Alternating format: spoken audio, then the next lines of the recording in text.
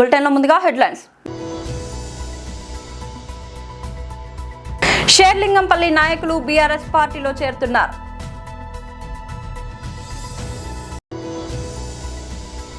మంగళగిరి నియోజకవర్గ incharge Dontireddy Vemareddy press meet.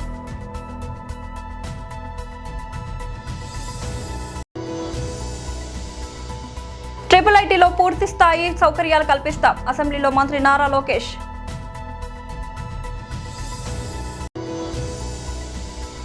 డివి శేష్ ఆధ్వర్యంలో Akiranandan grand entry. Serilingampally నాయకులు బీఆర్ఎస్ పార్టీలో చేరుతున్నారు. గౌరవనీయులు పెద్దలు మాజీ మంత్రివర్యులు సనత్ నగర్ శాసనసభ్యులు అన్న తలసాని శ్రీనివాస్ యాదవ్ గారు, గౌరవ మాజీ మంత్రివర్యులు పెద్దలు సూర్యాపేట శాసనసభ్యులు అన్న జగదీశ్వర్ రెడ్డి గారు, గౌరవనీయులు కనబడతలేదమ్మా ఇంకా వీళ్ళు అడ్డముర్రా ముంగట వారి కెమెరాలు చూపెట్టాలి కదా మరి, గౌరవనీయులు కుకట్పల్లి ఎమ్మెల్యే పెద్దలు శ్రీ మాధవరం కృష్ణారావు గారు, గౌరవనీయులు రాజ్యసభ సభ్యులు మరి పెద్దలు వద్దిరాజు రవిచంద్ర గారు, గౌరవనీయులైన మాజీ కార్పొరేటర్లు సోదరిమణి శ్రీమతి మాధవరం రోజా గారు, రంగారావు గారు, అట్లాగే గౌరవనీయులు చందానగర్ మాజీ కార్పొరేటర్ సోదరి బొబ్బ నవత గారు, అట్లాగే సోదరి మమతా గారు, అట్లాగే సోదరి రోజా గారు, అనిల్ రెడ్డి గారు, ఇంకా సతీష్ గారు, మన రవి యాదవ్ గారు, సాయిబాబా గారు, నరేందర్ యాదవ్ గారు, నరేందర్ గారు, సుబ్బరాజ్ గారు, మా కిషన్ అన్న గారు, ఇంకా పేరున మల్లారెడ్డి గారు, శివరాజ్ గారు, ఇంకా శ్రీకాంత్ గారు, పేరున అందరికీ, సంగారెడ్డి గారు, ఎవరెవరో పేర్లు చెప్పలేదో జర తిట్టుకోకురి బై ప్లీజ్, తిట్టుకోకురి. వచ్చిన మా ఆడబిడ్డలకు అన్నదమ్ములకు ఆ వెనకాలకున్న మా కనబడకున్నా కూడా చాలా ఓపికగా ఉన్న మా ఆడపిల్లలందరికీ నమస్కారం తెలియజేస్తూ పత్రికా మిత్రులకు నమస్కారం. వాళ్ళ సోదరుడు విజయ్ కుమార్ రెడ్డి గారు మరి పార్టీలోకి వచ్చారు శ్రీరామ్ నగర్ నుండి. వారికి మనస్ఫూర్తిగా స్వాగతం సుస్వాగతం తెలియజేస్తూ చదువుకున్న విద్యాధికులైన మరి విజయ్ కుమార్ రెడ్డి లాంటి నాయకులు మరి పార్టీలో ఉత్సాహంగా పనిచేస్తానంటూ ముందుకు రావడం మనకు తప్పకుండా శుభసూచకం. ఎందుకంటే ఒకవైపు మనకు ఆల్రెడీ పార్టీలో షేర్లింగంపల్లిలో అందరు ఆశ్చర్యపోతూ ఉన్నారు, ఎమ్మెల్యే గారు పార్టీ ఇడిచిపెట్టి వెళ్ళిపోయిండు, కానీ బహుశా నాకు తెలిసి మొత్తం హైదరాబాద్లో ఎక్కడ పార్టీ బలంగా ఉందంటే నాకు తెలిసి ఇలా షేర్లింగంపల్లి నంబర్ 1 నియోజకవర్గం. ఎమ్మెల్యే పోతే పోయిండు, కానీ ఎమ్మెల్యే పోయినాక పార్టీ అంతా లేచి కూర్చున్నది. ఎమ్మెల్యే పోయిండేమో కానీ మొత్తం పార్టీ లేచి కూర్చున్నది. ఏ డివిజన్ కా డివిజన్ 24కి 24 మళ్ళా ఈసారి కార్పొరేషన్ ఎన్నికల్లో కొట్లాడే అవకాశం, కొట్టే అవకాశం షేర్లింగంపల్లిలో ఉన్నది. ఎందుకంటే ఇప్పుడే శ్రీనివాస్ యాదవ్ గారు చెప్పినారు 2 కారణాలు. ఒకటి, మనం పని చేసి ఓటు అడుగుతున్నాం. మనము ఏం పని చేసినామంటే గరీబోళ్ళకు పని చేసినాం, అట్లాగే ఇటు చదువుకున్న పిల్లలకు కూడా కొలువులు వచ్చేందుకు ఐటీ కానీ ఇండస్ట్రీ కానీ ఆ పని కూడా చేసినాం. అందుకే మీరు షేర్లింగంపల్లిలో ఏ డివిజన్కి పోయినా ఎక్కడికి పోయినా ఇవాళ కేసీఆర్ గారి నాయకత్వంలో మనం చేసిన పని మీకు కళ్ళకు కనబడతా ఉంటుంది. అట్లాగే ఇంకోవైపు కాంగ్రెస్ బీజేపీ 2 పార్టీలు కూడా చేసిందేమీ లేదు. కాంగ్రెస్ ఏమో అబద్ధాలు చెప్పి అధికారంలోకి వచ్చిన పార్టీ, 2 ఏళ్ల కింద దొంగ మాటలు చెప్పి పచ్చి అబద్ధాలు చెప్పి మీకు అరిచేతుల వైకుంఠం చూపెట్టి ఆ పార్టీ అధికారంలోకి వచ్చింది. ఇక ఇంకో దిక్కు మంగళగిరి నియోజకవర్గ incharge Dontireddy Vemareddy press meet నిర్వహించారు. మీకు అంతకుముందు చెప్పాను, మళ్ళా చెప్తున్నా, 223/226/C2 10 ఎకరాల 4 సెంట్లు. అది మేము 22లో ఏలో పెట్ల ఆ భూమి ప్రభుత్వాన్ని ఇంకోటని 22A అది మేము పెట్టలా, మా ప్రభుత్వం టైంలో పెట్టలా. మళ్ళా చెప్తున్నాను, అది పెట్టింది 2015లోనే వచ్చింది.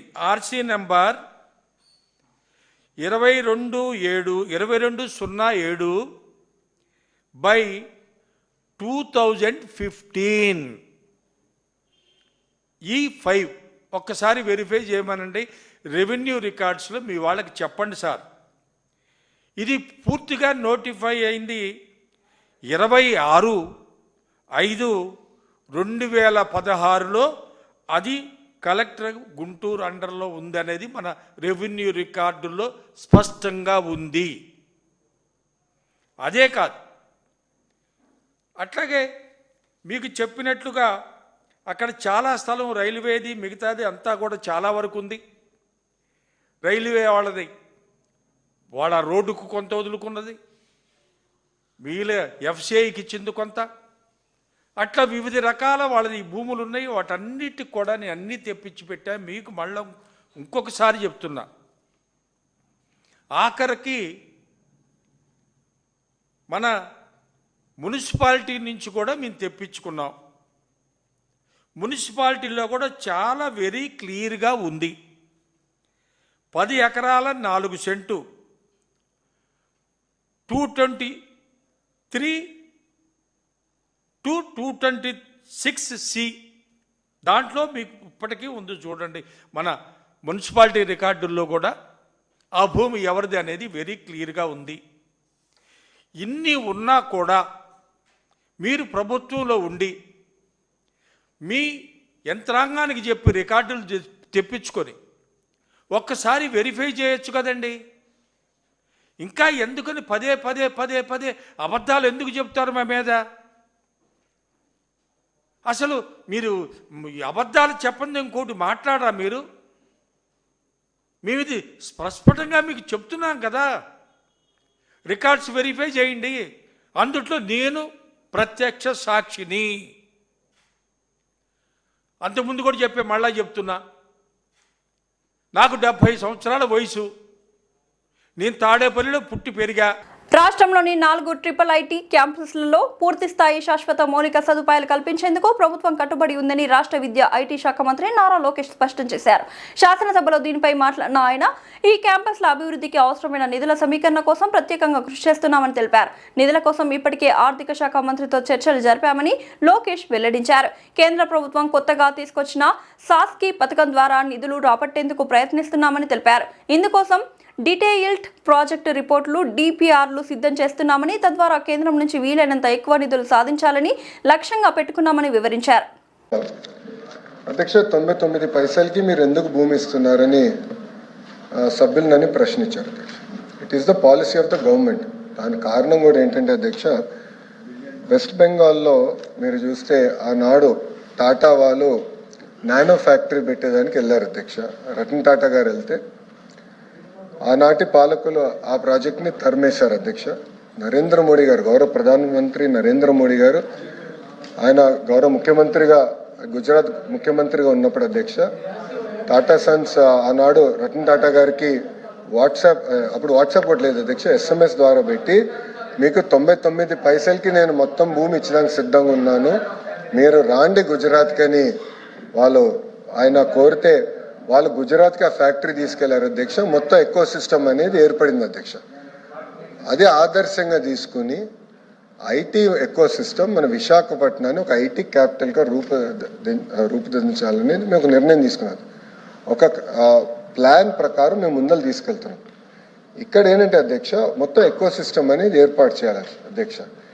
ఏపీఐఏసీలు ఐటీ భవనాలు కట్టలేదు అధ్యక్ష, ఎప్పుడు కట్టలేదు. దిస్ ఓన్లీ బిల్డింగ్ అధ్యక్ష, అది మిలీనియం టవర్స్ అని ఒకే ఒక బిల్డింగ్ కట్టారు. అది ఆల్రెడీ లీజ్కి ఇచ్చాం అధ్యక్ష. లీజ్ పైన వచ్చే ఆదాయం చాలా తక్కువ అధ్యక్ష.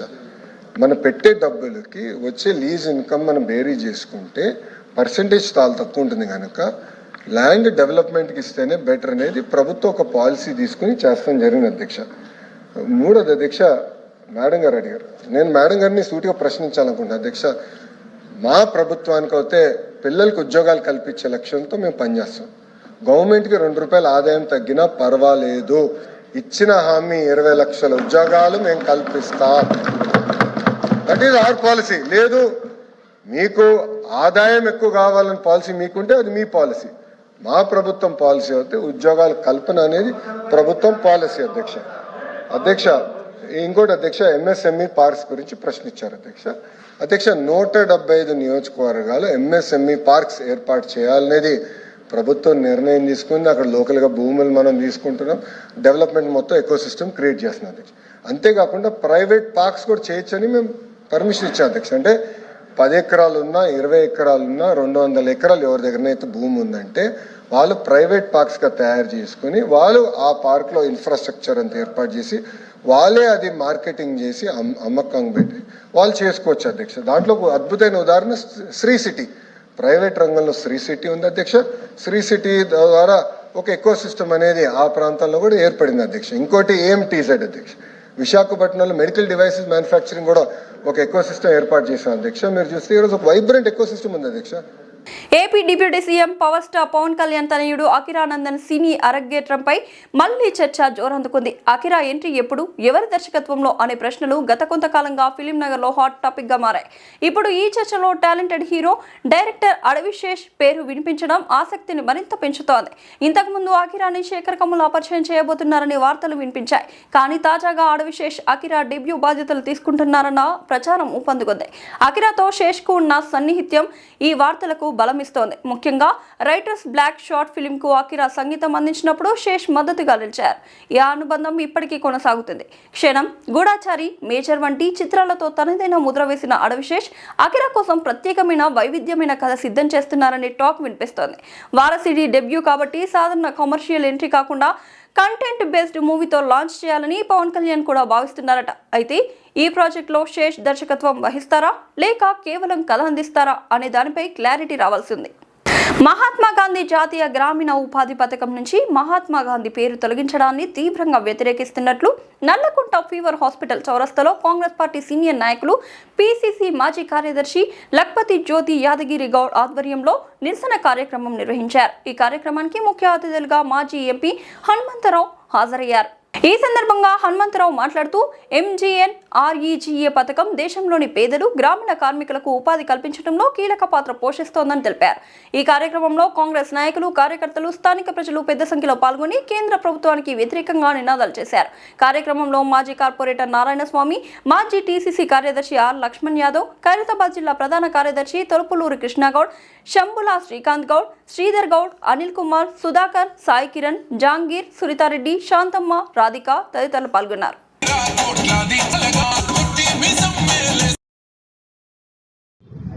యూపీఏ సర్కార్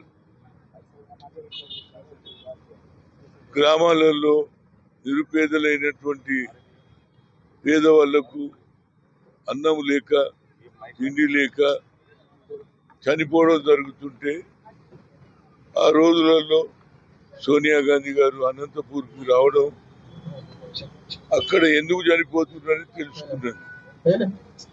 అమ్మా ఇక్కడ పనులు లేక, తిండి లేక, ఆఖరు మట్టి కూడా తింటున్నారు కనుక మేము వారికి సాయం చేసినాం అంటే, అరే ప్రజలకు అన్నం లేక చనిపోవడం ఇది చాలా బాధాకరమైన విషయం అని ఆనాడు ఉన్నటువంటి డాక్టర్ మన్మోహన్ సింగ్ గారికి, ప్రధానమంత్రికి చెప్పి యూపీఏ చైర్పర్సన్గా మనం వీరి గురించి ఆలోచన చేయాలి, పేద ప్రజలకు పని కల్పించాలి, 2 పూటలు అన్నం పెట్టాలనే ఆలోచనతో ఆ రోజు సోషల్తో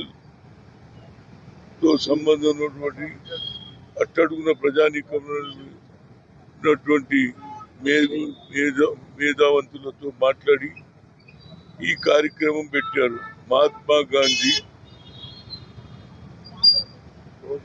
నేషనల్ రూరల్ రోజ్గార్ కార్యక్రమం పెడితే అది 100 రోజుల పని ఉంటుండే. ఎందుకంటే ఎండాకాలంలో వర్షం ఉండదు, నీళ్లు ఉండవు, పండ్లు ఉండవు. కాబట్టి ఆ 100 రోజుల కార్యక్రమం పెడితే అది గతంలో జరుగుతూ ఉన్నది. కానీ ఎన్డీఏ ప్రభుత్వం వచ్చిన తర్వాత దాన్ని ఒక 25 రోజులు పెంచి, దానికి గతంలో ఒక ఆలోచన ఏముందంటే గ్రామాలలో సభ పెట్టుకొని గ్రామంలో ఉన్నటువంటి సర్పంచులు ఏ కార్యక్రమం, రోడ్ల లేకుంటే చెరువ లేకుంటే హాస్టలా లేకుంటే ఎలాంటి కార్యక్రమాలు చేపడితే గ్రామాలకు అభివృద్ధి అని ఆలోచన చేస్తే, ఈ ప్రభుత్వం వచ్చిన వెంటనే ఒక కొత్త ఆలోచన వచ్చి మన్రేగాని తీసేసి రామ్జీ అని పేరు పెట్టి దానికి 25 రోజులు పెంచారు. కానీ వాళ్ళ ఆలోచన ఏమిటంటే గతంలో కేంద్రం ఏదైతే సోనియా గాంధీ నాయకత్వంలో మన్మోహన్ సింగ్ గారు 100 రోజుల డబ్బులు కూడా కేంద్ర ప్రభుత్వం 240 రూపాయలు ఇచ్చి ప్రతి కూలికి డబ్బులు ఇవ్వడం, అది పూర్తి స్థాయి కేంద్ర ప్రభుత్వం నిధులు ఇచ్చేది. కానీ ఈ ప్రభుత్వం ఎన్డీఏ ప్రభుత్వం కేవలం 60 రోజులు వాళ్ళు ఇస్తారట, 40 రోజులు మేము పెట్టుకోవాలి. ఆల్రెడీ రాష్ట్రాలలో ఇబ్బంది ఉన్నది.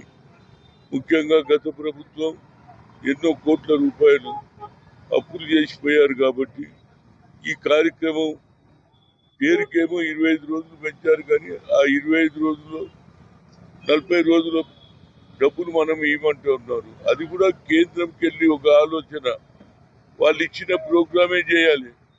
అంటే గ్రామాలలో పరిస్థితి గ్రామంలో ఉన్నోనికే తెలుస్తుంది, కానీ కేంద్రం నుంచి వచ్చే కొత్త కార్యక్రమం తీసి ఎట్టి పరిస్థితులలో మహాత్మా గాంధీ రోజ్గార్ యోజనను స్వాతంత్రం తెచ్చినటువంటి మహాత్మా గాంధీ జాతిపితకి అవమానం చేసి ఆయన పేరు తీసేయడం చాలా, ఈ దేశానికి స్వాతంత్రం ఒక కట్టు లేక ఒక తుపాకీ లేక అహింస ద్వారా ఈ దేశానికి స్వాతంత్రం తెచ్చిన మహానాయకుని పేరుకి తీసేసి జీ రామ్జీ అనే పథకం పెట్టి అందులో పేదవారి నోట్ల మట్టి కొట్టే కార్యక్రమం ఉంది. కాబట్టి ఇది ఏఐసిసి ఇచ్చిన పిలుపు మేరకు ప్రతి దగ్గర కూడా గ్రామాలలో మండలాలలో ఈ కార్యక్రమం దీన్ని వ్యతిరేకంగా రాష్ట్రం కూడా ముఖ్యమంత్రి అయినటువంటి రేవంత్ రెడ్డి నిర్ణయమే తీసుకున్నారు.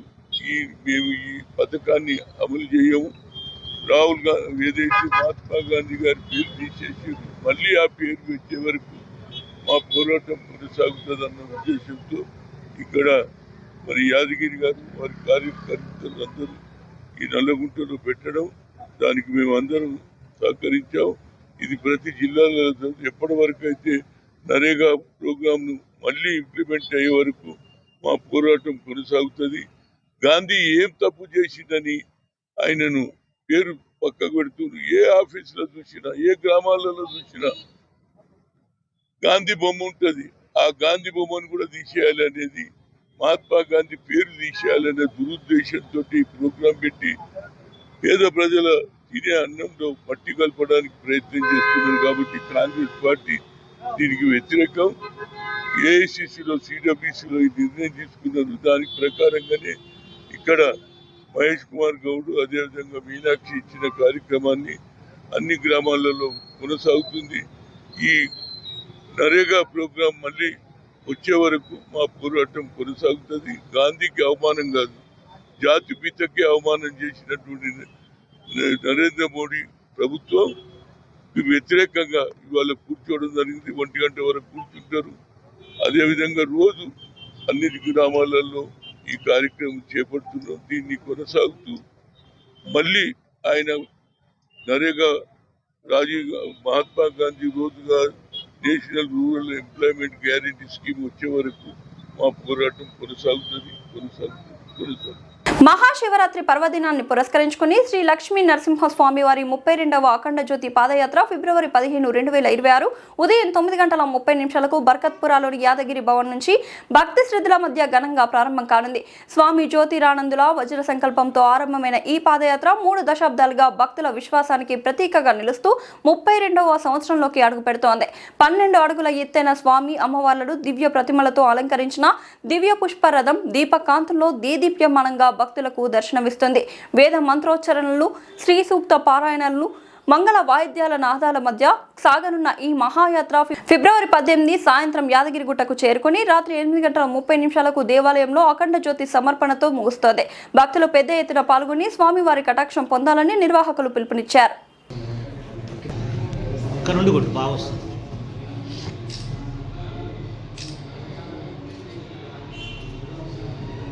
స్ట్రైట్గా చూడండి, మీరు అటు సైడ్కి చూసుకోకసారి. యాదగిరిగుట్ట శ్రీ లక్ష్మీ నరసింహస్వామి బ్రహ్మోత్సవాల సందర్భంగా అఖండ జ్యోతి రథయాత్ర హైదరాబాదులో బర్కత్పుర యాదాద్రి భవన్ నుండి శివరాత్రి పర్వదినాన 15 ఫిబ్రవరి 2025 రోజున ఆదివారం రోజున యాత్ర ప్రారంభించబడుతుంది. ఆ రోజు స్వామివారి పూజల అనంతరం రథయాత్ర 10 గంటలకు ఇక్కడ నుండి బయలుదేరి పురవీధుల ద్వారా ఇక్కడ నుండి Chikkadpally, RTC cross road, Vidyanagar, Adikmet, Tarnaka, ఆ తర్వాత అఫ్సిగూడ, అఫ్సిగూడ, ఉప్పల్ చౌరస్తా, ఉప్పల్ నుండి ఉప్పల్ హై స్కూల్ వద్ద ఆ రాత్రి బస చేస్తుంది. కాబట్టి మరి యాత్ర 18వ తేదీ నాడు ప్రారంభమై 18వ తేదీ రోజు యాదగిరిగుట్ట బ్రహ్మోత్సవాలకు మేము ఆ జ్యోతిని అందజేయడం జరుగుతుంది. కాబట్టి భక్తులు పెద్ద సంఖ్యలో వచ్చి దేవుడి ఆశీస్సులు తీసుకొని యాత్రను దిగ్విజయం చేస్తారని చెప్పి మేము ఈ కమిటీ చైర్మన్గా, నా పేరు సద్ది వెంకటరెడ్డి, మేము ఇది ఆర్గనైజ్ చేయడం జరుగుతుంది. కాబట్టి ఇందు మూలంగా ఈరోజు ప్రచార పత్రం ఈరోజు విడుదల చేయడం జరుగుతుంది. ఈ యాదాద్రి భవన్ నుండి తప్పనిసరిగా అందరూ రావాల్సిందిగా మేము ప్రజలందరినీ, భక్తులందరినీ కోరుతున్నాము. దీనికి కూడా మరి గవర్నర్ కిషన్ రెడ్డి గారు, మరి అదేవిధంగా దేవాదాయ శాఖ మంత్రి కొండ సురేఖ గారు, మరి రోడ్డు భవనాల మంత్రి కోమటిరెడ్డి వెంకటరెడ్డి గారు, శాసనసభ్యులు ఎంపీ చామల కిరణ్ కుమార్ రెడ్డి గారు, అనిల్ కుమార్ రెడ్డి గారు, బీల ఐలయ్య గారు, అదేవిధంగా దేవస్థానం అధికారులు, పూజారులు అందరూ కూడా ఈ సందర్భంగా స్వామి గారి యాత్రలో పాల్గొంటారు. కాబట్టి అందరూ రావాల్సిందిగా మేము కోరడం జరుగుతున్నది. బాగుందా? బులెటిన్ ముగించే ముందు హెడ్లైన్స్ మరోసారి. షేర్లింగంపల్లి నాయకులు బీఆర్ఎస్ పార్టీలో చేరుతున్నారు.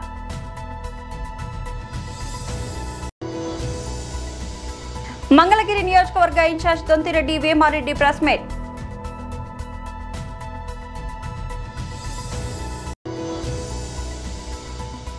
IIITలో పూర్తి స్థాయి సౌకర్యాలు కల్పిస్తాం, అసెంబ్లీలో మంత్రి నారా లోకేష్.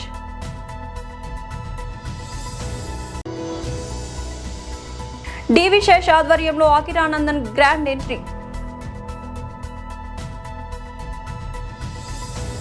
ఇది వాళ్ళ బులెటిన్ అప్డేట్. మరొక బులెటిన్లో మళ్ళీ కలుద్దాం. అంతవరకు సెలవు.